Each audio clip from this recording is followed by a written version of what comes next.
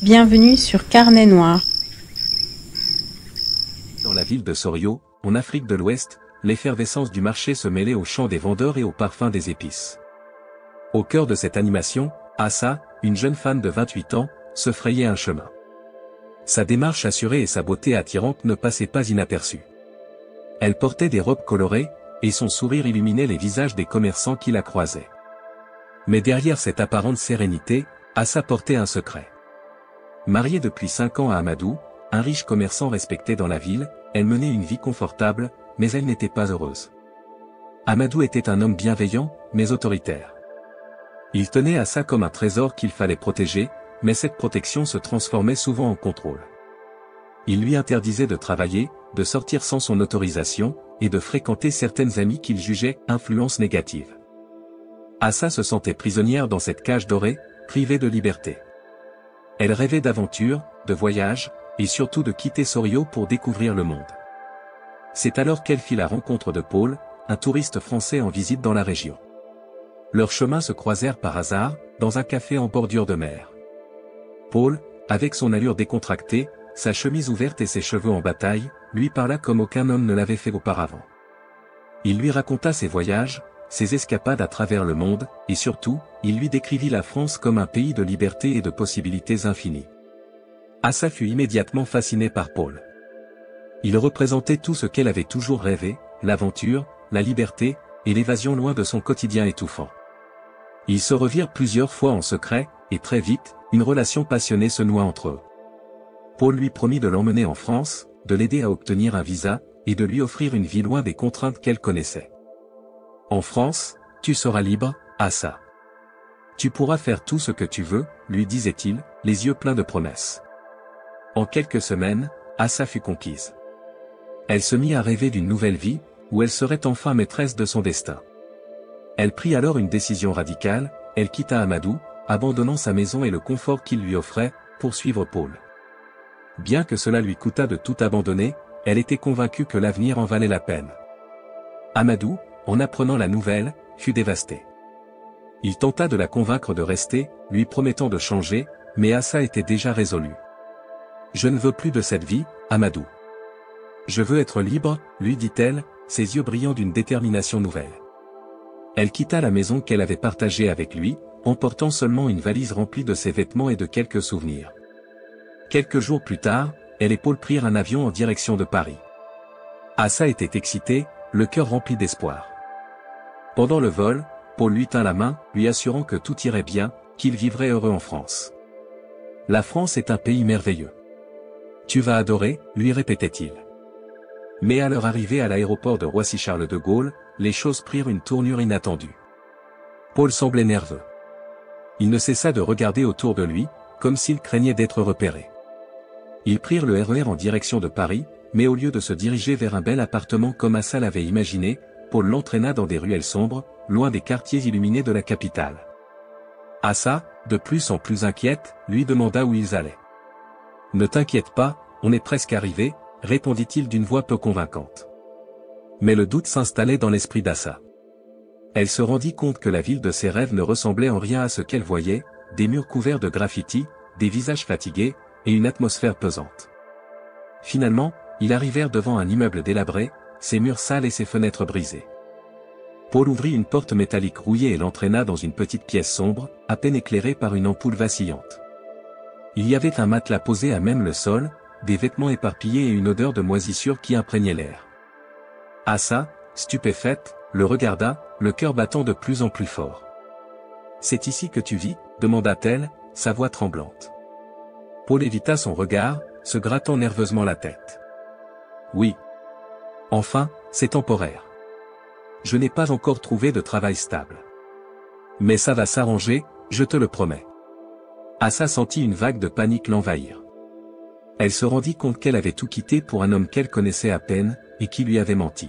« Tu m'as promis une vie en France, un avenir meilleur, » s'indigna-t-elle, les larmes aux yeux.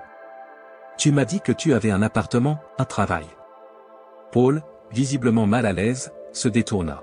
« Je sais, je suis désolé. Mais les choses ne sont pas aussi simples ici. Je n'ai pas de travail fixe, et je dors ici, chez des amis. Mais je te promets qu'on va s'en sortir. Il tenta de la prendre dans ses bras, mais Assa le repoussa, désemparé. Elle se sentait trahie, seule dans une ville qu'elle ne connaissait pas, avec un homme qui n'était pas celui qu'elle avait cru. « Pourquoi m'as-tu menti ?» demanda-t-elle, ses larmes coulant sur ses joues. « Pourquoi m'as-tu fait quitter ma vie pour ça ?» Paul tenta de la rassurer, mais Assa comprenait désormais qu'elle était piégée. Elle n'avait plus de famille, plus d'amis à qui se confier, et elle se retrouvait sans ressources dans un pays étranger. « Il faut que je trouve un moyen de rentrer », se dit-elle intérieurement, mais elle savait que ce ne serait pas facile. Les jours qui suivirent furent un cauchemar. Assa réalisa que Paul était en réalité sans domicile fixe, vivant d'expédients et de petits boulots au noir.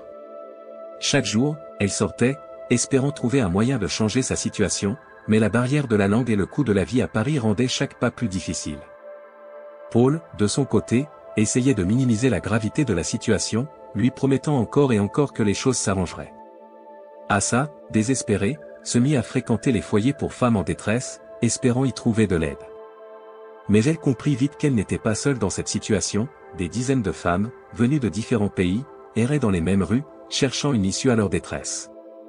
Elle se lia d'amitié avec certaines d'entre elles, écoutant leurs histoires similaires de promesses non tenues et de vies brisées. Un jour, alors qu'elle rentrait dans la chambre délabrée où elle et Paul s'entassaient, elle trouva ce dernier assis, l'air abattu. « Je vais repartir en Afrique », déclara-t-il soudainement. « Je ne peux plus continuer comme ça ici. » Assa, en entendant les paroles de Paul, sentit un mélange de colère et de désespoir monter en elle. « Repartir en Afrique » répéta-t-elle, incrédule.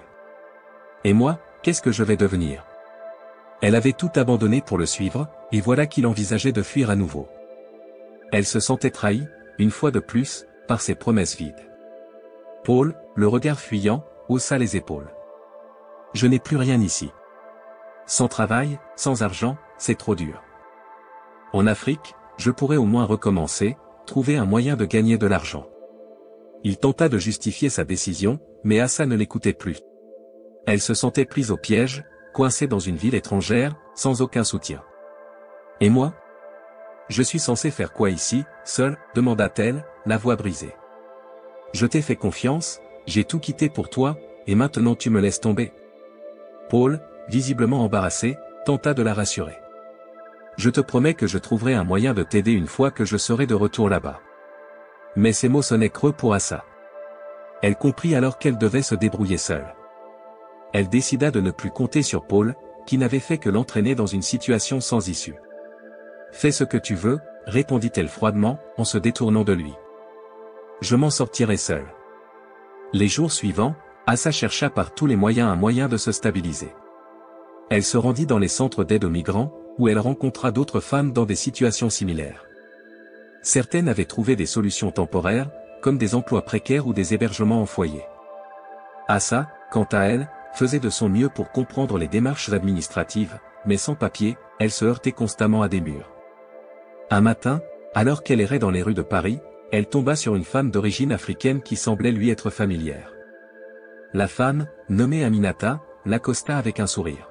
« Je t'ai vu plusieurs fois dans les foyers, » dit-elle. « Tu es nouvelle ici, n'est-ce pas ?» Assa hocha la tête, reconnaissante de voir un visage amical. Elles discutèrent, et Assa raconta son histoire.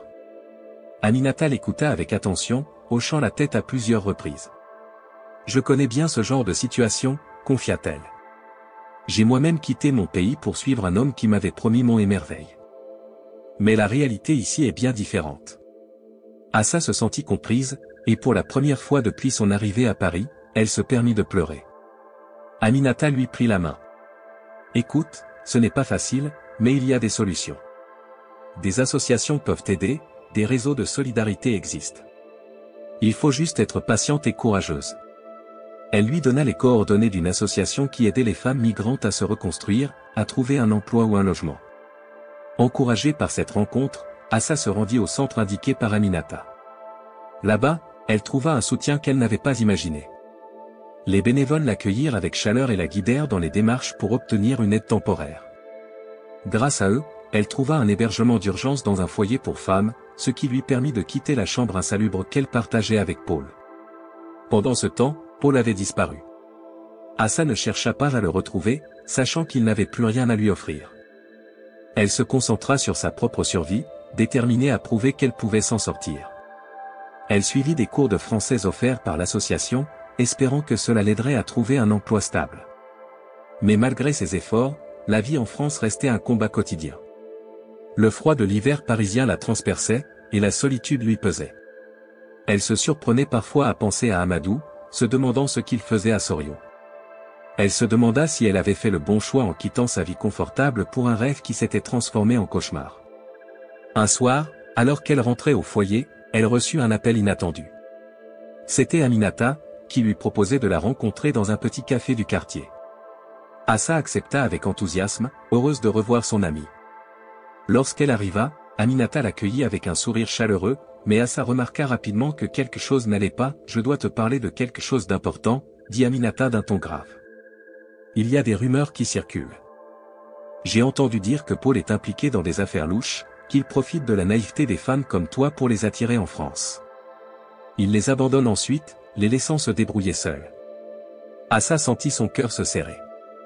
Elle avait déjà compris que Paul n'était pas celui qu'il prétendait être, mais entendre ces paroles confirmait ses pires craintes. « Tu veux dire qu'il a fait ça à d'autres femmes ?» demanda-t-elle, les larmes aux yeux. « Oui », répondit Aminata doucement. « Tu n'es pas la première, et malheureusement, tu ne seras probablement pas la dernière. Beaucoup de ces hommes profitent des rêves et des espoirs de femmes comme toi. Ils vendent des illusions. » Assa resta silencieuse un moment, essayant de digérer l'information. « Je me sens tellement stupide, murmura-t-elle. J'ai tout quitté pour lui, croyant à ses promesses. » Aminata posa une main sur la sienne. « Tu n'es pas stupide, Assa. Tu as simplement cru en un rêve. Beaucoup d'entre nous l'ont fait. Ce qui compte maintenant, c'est que tu reprennes le contrôle de ta vie. Il n'est jamais trop tard pour se reconstruire. » Encouragée par les paroles d'Aminata, Assa décida de redoubler d'efforts pour s'intégrer.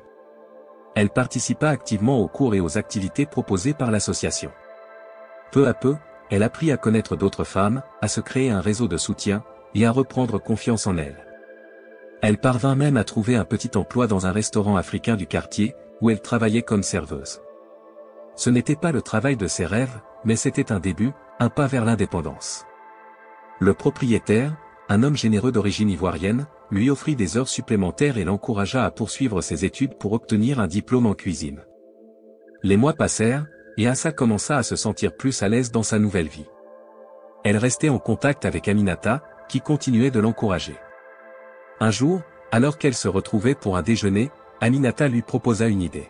« Et si, un jour, tu ouvrais ton propre restaurant? Tu es talentueuse en cuisine, et tu as un esprit d'entrepreneuse. » Assa sourit, touchée par les paroles de son amie.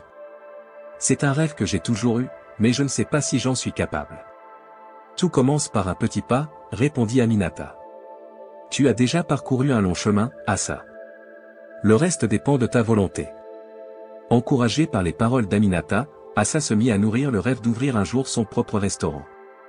Elle savait que ce ne serait pas facile, mais elle avait déjà surmonté tant d'épreuves qu'elle sentait qu'elle pouvait affronter ce nouveau défi.